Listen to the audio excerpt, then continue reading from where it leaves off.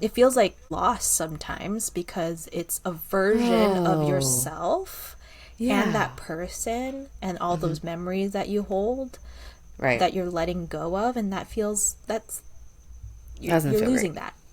And especially if it's someone or a place you have Yeah. associated yourself with, like formative time in your life, that's hard. Just like anything that you lose, like I feel like there's a sense of grief that comes along with it.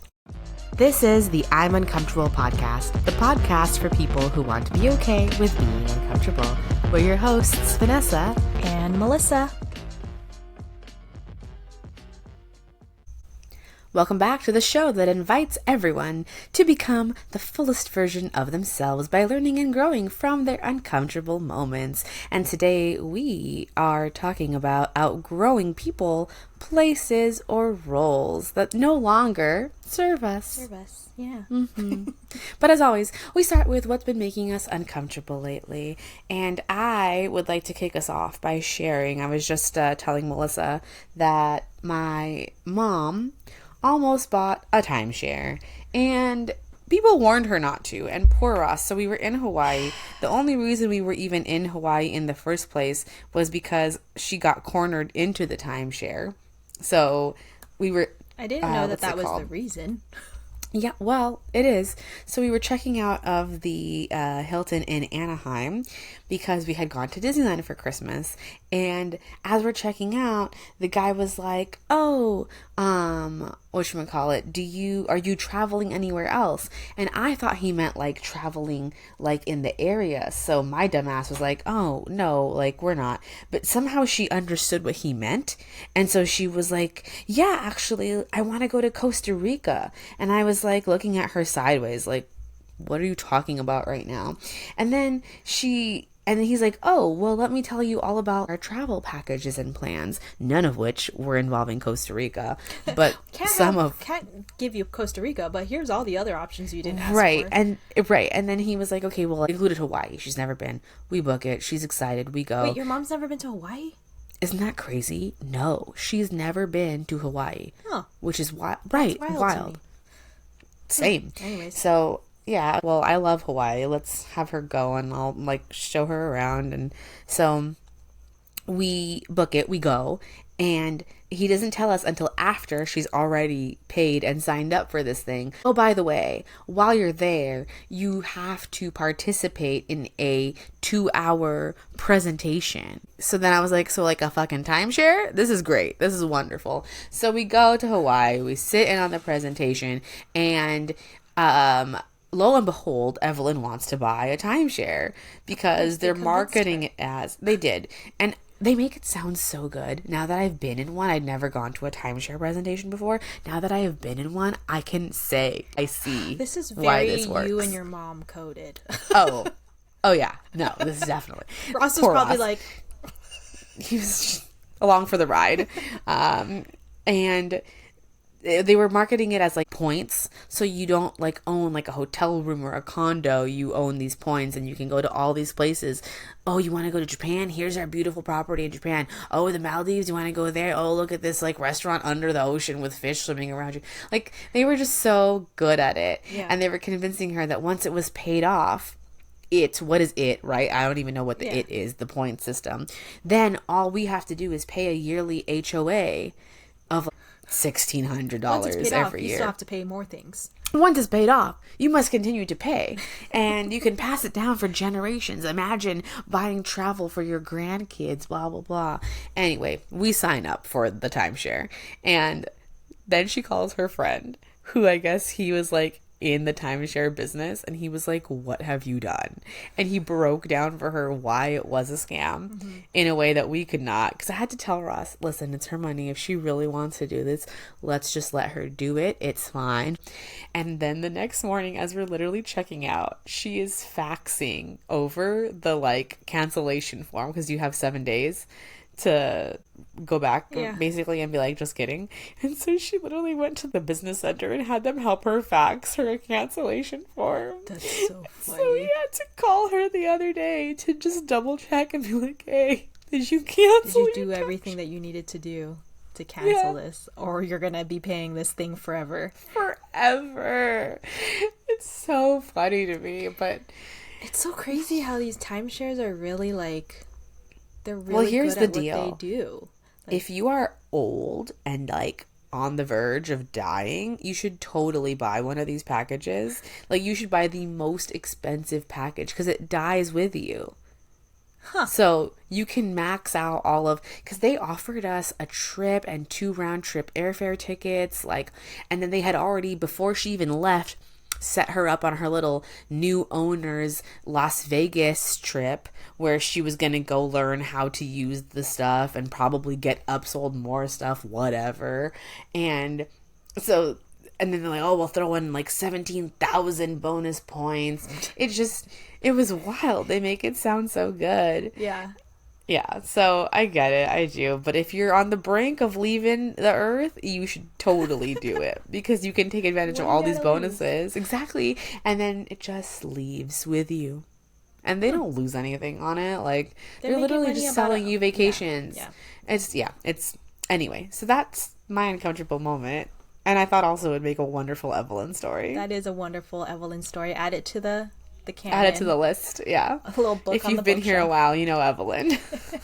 It's like the moment you said timeshare, I was like, oh no.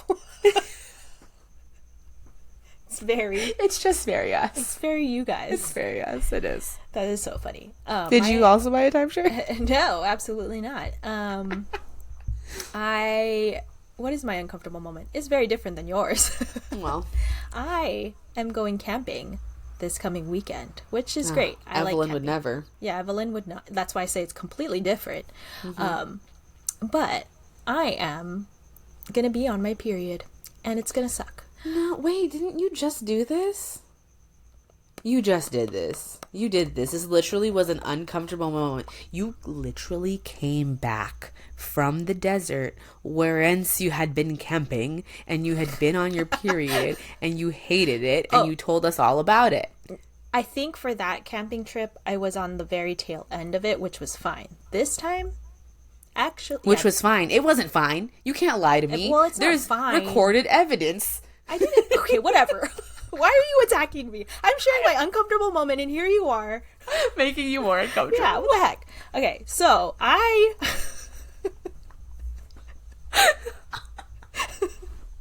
Well... Okay. I don't want to share it anymore. No! This is a safe space, I promise. No, but it's like... Okay.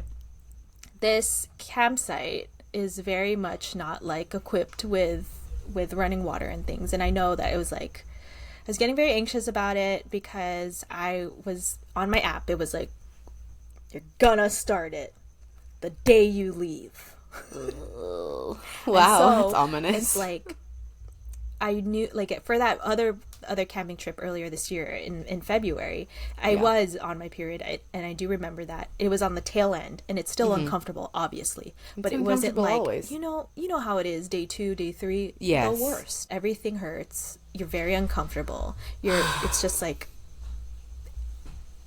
the flow is the most, and so all the things I've been getting anxious about it leading up to it, and I don't know if the universe is having some sort of pity on me, because actually as we're filming this, I started this morning. Oh, wow. And so by the time I leave... Do you think you stressed yourself into having it? Usually that doesn't work. When I get stressed, it delays it. Because your body is stressed, and it's like, we're going to deal with the stress first and delay nature. Okay. So that doesn't usually work for me, but it's... Cool, so you, like, low-key manifested this? I guess I do. It's still uncomfortable because, like, just thinking Lucky girl. Call back to, like, season 9. Yeah. That was a fun episode. But yeah, it's just been so uncomfortable because I'm just planning with my packing list, like, what do I need? And my boyfriend was asked, like, very, very kindly was like, how can I support your comfort during this time? He's so great. Take notes. I was like, can I get running water? Can you actually just create a pipeline of water? But no, there's like, he was like, oh yeah, I'm like, we're gonna have he has like a camping bidet system. Okay, that's and like I've interesting. stocked up on my Riff Care what's it called, period underwear, so I have extra pairs now so that I can like feel extra safe out there. And now I know that I'm gonna be on like day 3, which is still not great, but it's way better way than better. day 1 or the 2. worst. Day 1 and 2 is the worst. So I'm hoping that the universe continues to be kind to me, but still, all this preparation for just Mother Nature, for me to be in Mother Nature while nature is happening to me.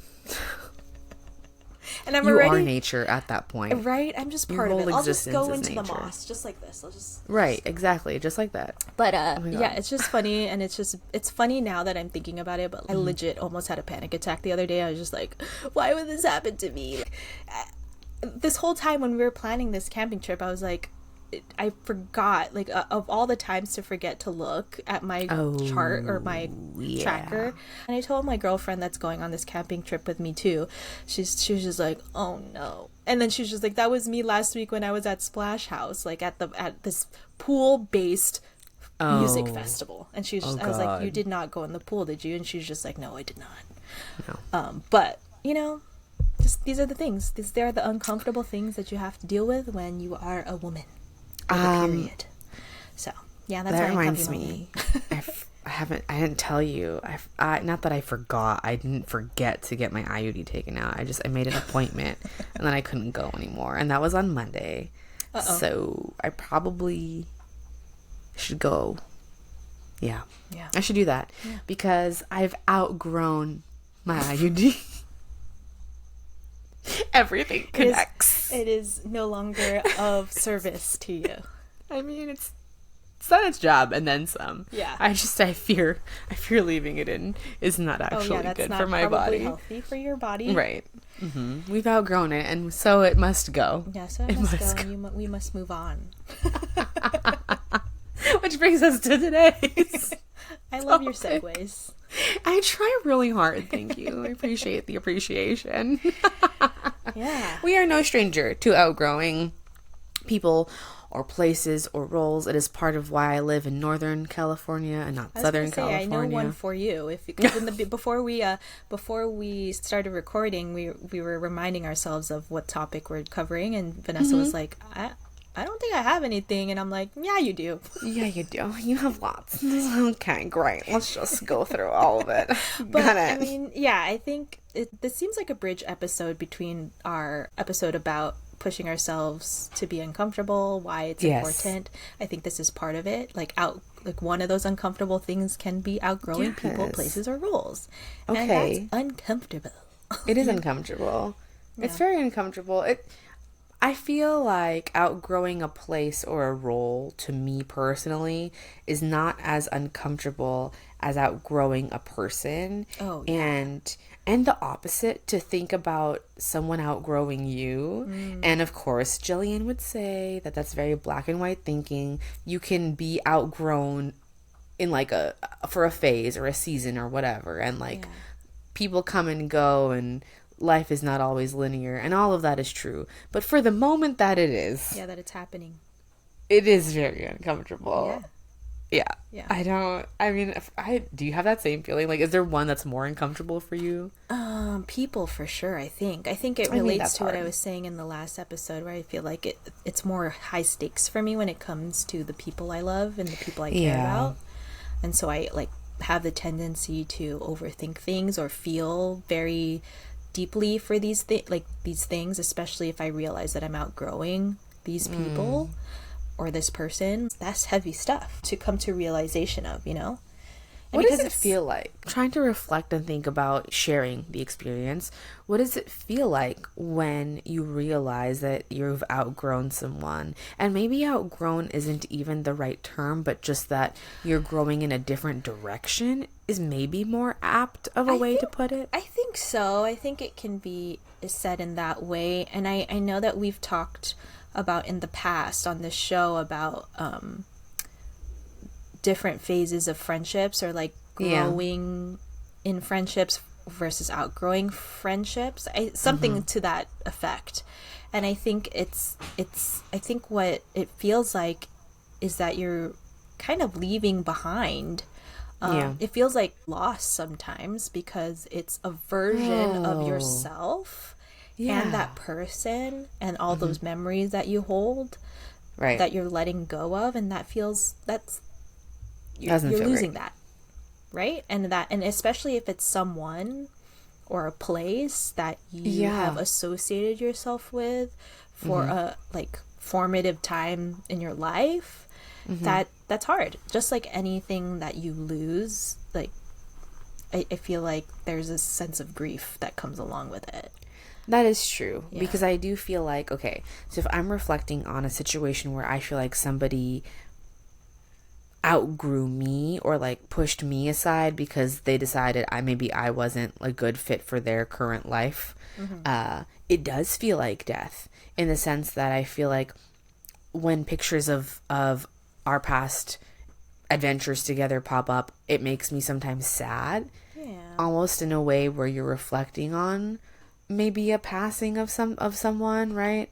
And that's interesting because it is grief, to your Mm-hmm. point. There is that sense of grief of like they're not like gone, They're but still existing in the ether, mhm, but but it's just they're not not in existing your in your circle. life. Yeah, in Yeah. your circle and your like immediate like vicinity. Yes. Yeah, it's kind of like when you see. Well, I think I turned this feature off on Facebook, and I don't even go on Facebook. But like Hmm. I, for a time, I was seeing like you for the memory from 10 years ago or so or whatever it was, and it was Oh, like me and an ex yeah. boyfriend, and I was like, Oh, no. why would you do this to me, Facebook? So I turned that Right. feature off. I was Well, like, that's like the muting feature, or not the muting. Like you can hide, like you're not blocking them, but you're hiding these types of the notifications. notifications, or like on Instagram, like their story or something. And maybe, I mean, we've talked about this before, and I've like gotten in trouble for it because people sometimes don't think that you should do that. And I'm like, it's not like I'm not blocking, I'm not removing you from my entire Instagram account. I Yeah, just like couldn't handle seeing your face because it would make me sad. Why is that so hard to you're understand? protecting your peace, Yes, but that's really hard for some people to yeah, understand. mental And there was health, a your time where well-being. I didn't believe in it. I was like, I should be able to push through this. I should be able to just live. And if I see your face, I see your face. So be it. I'm very much of. I think we've talked about this too, where I'm just like block, like Exactly. You delete, immediately. You unfollow. immediately. You're like, I'm never. We're done. We're done. There maybe is You're like dead to one me. exception, maybe that I can think Right. of, but it's just And funny. I was of the idea of like, no, it'll be fine. Everyone can still be okay and friends, and it's okay if you see their face. You'll figure it out. You'll work through it. And then I was like, I'm actually really just exhausted emotionally. Putting yourself through the turmoil I for why? literally like punishment. Yeah. But anyway, outgrowing roles though and Mm-hmm. places, I very deeply feel the place one because Yeah. growing up in Southern California, I still sometimes feel like when I go back home, I revert into a version of myself that I was so deeply uncomfortable with Interesting. when I was there and growing up, and why I like am here now and refuse to go back for long periods of time. Yeah. I Yeah. don't know. It I mean, just places have memories attached to it, so they that's totally do. fair. Like, it's it's just reality. Like, and It is. it's Well, it is reality, and for me personally, it's not even just like the memories, it's just the idea, the essence of like who I was. I don't hate who I was growing up. I just like I never felt fully comfortable. yeah, Straight up, just never felt fully comfortable. And it wasn't until I left for college and then left for here that I felt like I was who I actually wanted to be and had yeah, the space to be that person. yeah. I don't know, does that make sense? No, that makes complete sense. Like Okay. I think it being moving gave you the opportunity to discover who you really want to be, and Yeah. have that space, like you said, to do that. And when you come back to your hometown, like back to Southern California, it's all visual reminders of this version of yourself. And like you said, not necessarily that you hate that version of yourself, but Right. it is attached to like a version of you that isn't who you identify with anymore. No. And that's 'Cause literally you've outgrown the definition of this episode is outgrowing it. Yeah. No, that was the number one thing that I thought of when, for you in this topic, like what you would probably have stories about or relate to the most is the location. Yeah. Yeah, and I feel a little bit of that. Like I feel now that I've spent more time in Long Beach. I know that before I was even dating my boyfriend, it was just like I was looking for places to live in Long Beach, and so I've been meaning to ask you about that actually, because you've been in Carson longer than I have, or was. Yeah. And I've always wondered if you feel a sense type of way. Literally, yeah. Because I'm like, is she comfortable? Are we good? Or is there... I actually am very proud to say that I'm from Carson, like from here. I don't want to dox myself and let everyone know where I live exactly, but you know, like... Well, no, we don't have to go into all that. Yeah, but it's just like, I have heard, like, you, especially because of the experiences that you've had here and like how you've built a life in Northern California, like have reflected on that question of like, how do I feel about my hometown? And I've never really felt, I mean, maybe in college there has been times where it's like, oh yeah, I'm a little ashamed, like I was ashamed for some reason, but I don't feel like that. I don't feel like that anymore. Like, yes, it's not the prettiest place on the map, but I'm still proud to be from here. And I know that everyone has a different relationship with their hometown, but I actually have thought about this because as someone who continues to live in Carson mostly and has thoughts and goals to live elsewhere, like in Long Beach, it's not very far from Carson. No, not at all. It's different. It's completely different. I do feel a sense of pride, like especially with the campaign that I was in, the Live Tinted makeup campaign. One of the activities that they had us do was fill out this little card about I saw like, it. who I like, my name, my hometown, and like who I am, and like all these things, like a moment when I feel seen the most. And I put Carson, and I was so happy to see it being posted because no one's from Carson. Right. Brandy is from Carson, but you know, just saying. Right, but like not from Carson. Yeah. No, but that's so funny because I, to your point, I did feel ashamed of it in high school when I was going to school, you know, You're surrounded by affluent people. Right. And like it's like, oh, like we're going to school here in like the hilly area of like Palos Verdes / San Pedro now, and like these people have more money than I do, obviously. Oh my god, when we were in Hawaii, my mom and I were telling Ross about like because we were shopping and I really wanted this bag, and my mom was like, just get it, like I'll split it with you, like these luxury bags, right?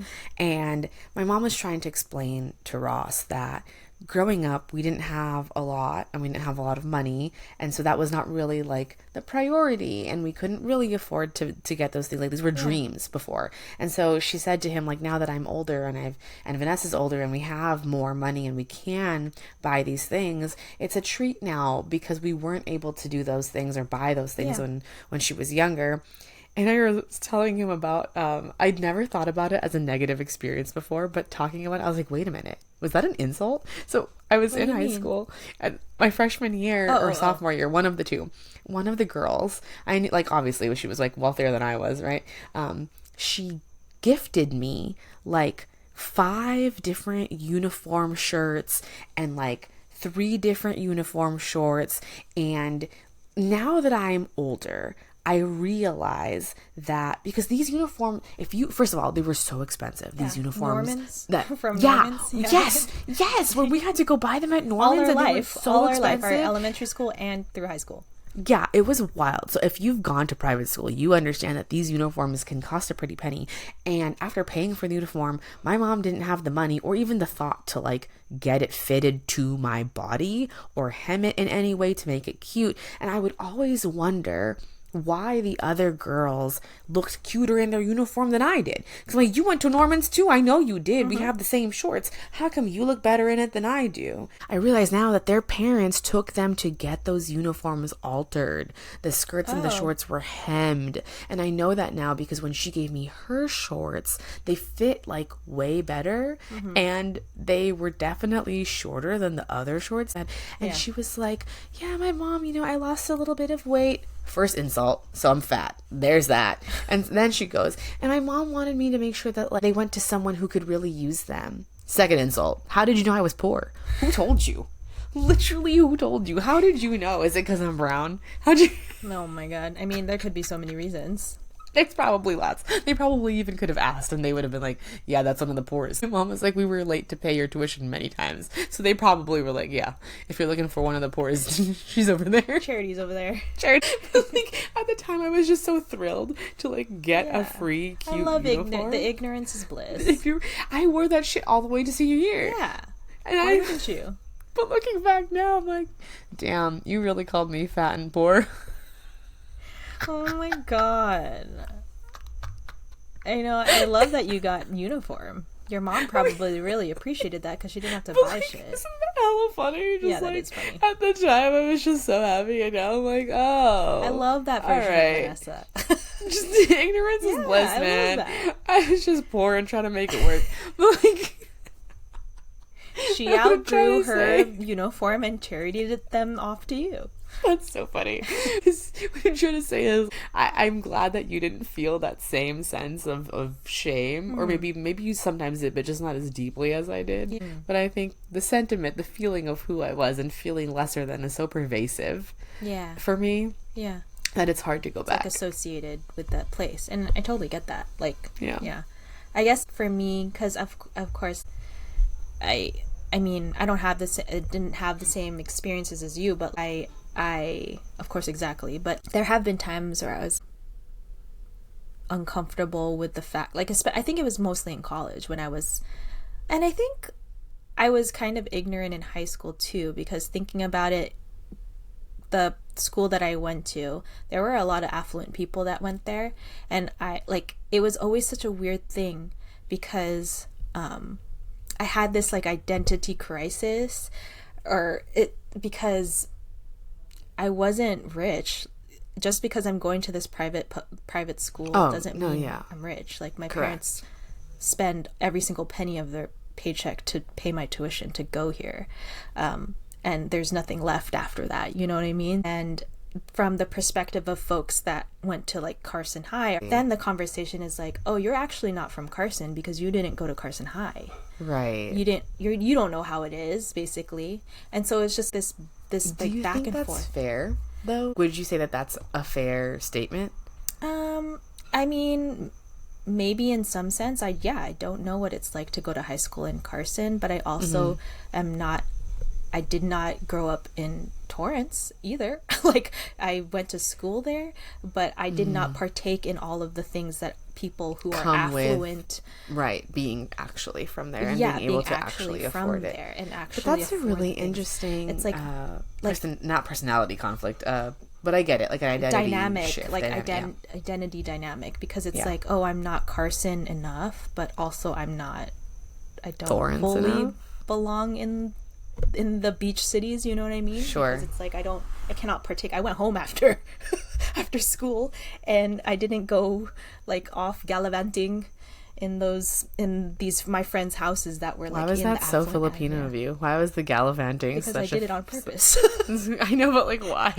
Is that what your mom would say? Like, I don't No, like, my mom wouldn't say it like that. like, what? Because my parents are very American. From? Yeah, that's funny. But yeah, Okay. I don't know. I think, for a place that I still live in, like my hometown, I feel like I've gone through the waves of it, of feeling like shameful about it, because I've been put in that like comparison situation, like looking at other people's situations. But overall, I feel like I'm actually pretty proud to be from here, and like it has made me who I am, plain and simple. Right? Like the people, places, or roles that you have outgrown still contribute to who you are. Yeah. I would say one of the bigger ones that I resonate with more is role, like especially my role as like a sister, like a daughter, like That's the interesting. things Say that more I, immediately. yeah, I, it's not that I don't identify as a daughter or sister. It's You're more like, so I'm done, actually. I like am no longer I'm your done. sister. I don't identify as any of these things. I've outgrown them. I No, just am. I just exist in this universe. No, I more specifically mean some of the things that we've talked about in the past of like setting boundaries of where I draw the line of wanting to be more like a sister versus like a co-parent to my younger sibling, and like outgrowing this need to, and it's still a work in progress, but like constantly outgrowing this prescribed role that was given to me. Yeah. And so the discomfort that's found in that is the enforcing of my boundaries, identifying that Yes. I need to put a boundary, Yep. pushing back when that's not respected, you know, advocating for my needs, being a little quote unquote selfish Right. to do things for myself. So it's like that's what I mean when But I, other people have called you this. This idea of like I'm selfish because I give myself what I need. yeah, that's why I not put it a in quotes. right, Yeah, yeah. exactly. Well, but we've talked about this before, and I find it fascinating. This idea of when you change your role and you refuse to no longer act in that same way or play that same part that you used to in any dynamic, people will push back. Yeah. And they don't do it consciously. Yeah. It's just a way of, wait, this is your place. Don't, Yeah. you can't deviate from this. You are pseudo mom, or you are daughter that provides everything for everybody in the house. What do you mean you only got yourself an acai bowl? Well, A girl can't even get that. and then that idea of being too much, and it just like sucks to hear you say that because you are not too much. No. You know, just like from the outside looking in to your situation, I sometimes when you tell me these things, it's like what you're asking Flabbergasting. for is so reasonable, I think. That just but it's because I don't play these same roles, you know? Yeah. And so it's just fascinating to me that I'm like, wow, you're really just asking for a little bit of peace or a little bit of something for yourself or a little bit of maybe you not doing everything for everyone all the time. Yeah. Oh no, God forbid you don't concept. take on that responsibility without Yeah. being asked formally, right? Yeah. But people will push back against it. Do you feel like there's less pushback? Like how I know this journey has been long for you. Very long and Yeah. continuing. And right, I don't think it'll ever fully Yeah. end. Yeah. Yeah. And I think there are times, and I think a lot of it has to do with the fact that I'm here less. I explain this to my coworkers that I'm part-time a Long Beach resident because I am kind of like for 3 days out of the week I'm over at my boyfriend's place, and so I've had space and time to like do things for myself. Yeah. So when I am back here, it feels less like overwhelming, and you know, a little space creates that like balance, you know. You are preaching to the choir. I very much know, yes. Oh yeah, duh. We were just talking about that.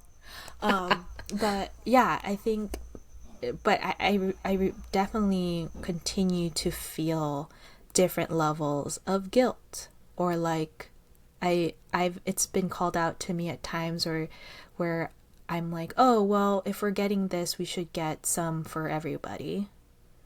And then the question is posed to me, it's like, but why? Like, for what? And I'm like, oh, because there's going to be other people there and we should get everyone something to share or something like that.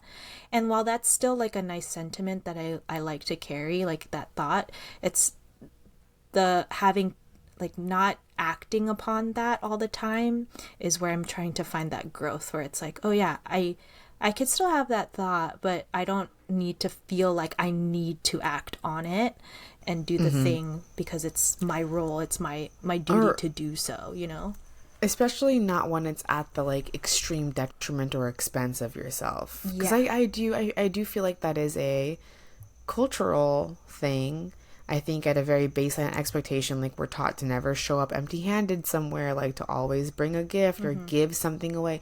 I actually had the same experience, not as intensely as yours, but a similar experience where when we were in Hawaii, I was struggling because I was trying to find gifts for all of my coworkers, because now I have like a whole team of people to like give things to, give treats to, and I was feeling this pressure of I have to get all of them like this thing and spend all this money, and I otherwise they'll think I don't appreciate them.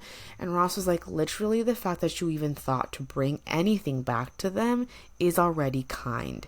You don't have to go out. Like I was putting together bags, like, you know, and he was like it is, but he's right. The fact that he was like, you could bring back a box of chocolates to share, and that still shows you thought about them. It's the thought, not the thing, and you're going too crazy trying to figure out what to give everybody. I've been in those shoes. Like when I went to Japan, I was like, oh my god, like how am I gonna bring everything back? Like, and then I was like, everyone gets like a pair of chopsticks that are from Japan, and that's it. Which is like a nice thought, and I love to give food because I just think it's like doesn't take up space in your house and you can enjoy it. So I bring back only the food that I like to share. You know, but anyways, it's just, but I think that is a very cultural thing. And then I think for you, it's even more deep because of your role as a caregiver and a provider in a lot of ways. I've never like framed it in that way or like gave it that label. But yeah. But like, you are. Yeah. I feel a lot more balanced now. I think the past year has been really good for me. And having those questions posed to me, too, have helped me really advocate again for myself and my boundaries. Because I've appreciated those reminders or like those snaps back into reality. Like, oh yeah, I don't have to do that. I don't have to do that. I don't have to do that. So if you're looking for ways to be okay with being uncomfortable, like we always encourage everyone to do, maybe part of it is taking a moment to remind yourself, like, you don't have to do blank. Or it's okay to no longer want blank. Yeah. Because it is. Yeah, I think, again, we mentioned in our previous episode, shifting perspective is kind of the key element here when going through uncomfortable things like outgrowing people, places, or roles that you've been accustomed to being in, and just being in. It's the shifting of the perspective, like refocusing on you know, leaving whatever it is you're leaving behind, whether it's a person, a place, or a role, and shifting it to be more so like reframing it to be something like, what are you leaving? Yes, but what are you also making room for? I'm making more room to have more me time. That is a good way to reframe it. To pursue things of my interest when I'm not constantly thinking about like taking care or like serving others. You know what I mean? I'm making space for that for myself. And it doesn't mean you can't go back. That's I have to remind myself that all the time. It doesn't mean you can't go back and approach it from who you are at that point in time. You know, and that's hard to accept too, especially with people. It doesn't mean the door is always closed, and the door isn't even maybe closed. It's just like it's different now. Yeah, and that's okay. Yeah. It's a different door. But anyway, it doesn't mean you can't go back. So if that's helpful to anybody listening at all, I hope you take that with you and share us. I would love to hear from folks. Ways that they've outgrown people, places, or roles, and just how it's affected them, what you've learned from it. Slide us a DM. Let us know what's up with you. We'd love to hear it. And if you're feeling extra generous today, maybe you can give us a little review. Leave us a 5-star review. I think it's on Apple Podcasts that you do the 5 stars. Whichever platform. Give us those 5 stars. We love gold stars. A nice little review. Yeah. So do that, and we will come back with another uncomfortable topic next week. Want more of the I'm Uncomfortable podcast? Follow us on Instagram and TikTok at imuncomfortable.podcast. Subscribe to our YouTube channel and join our Facebook group, the I'm Uncomfortable Club, to gain early access to our episodes and exclusive content. We're available wherever you get your podcasts. Thanks for listening.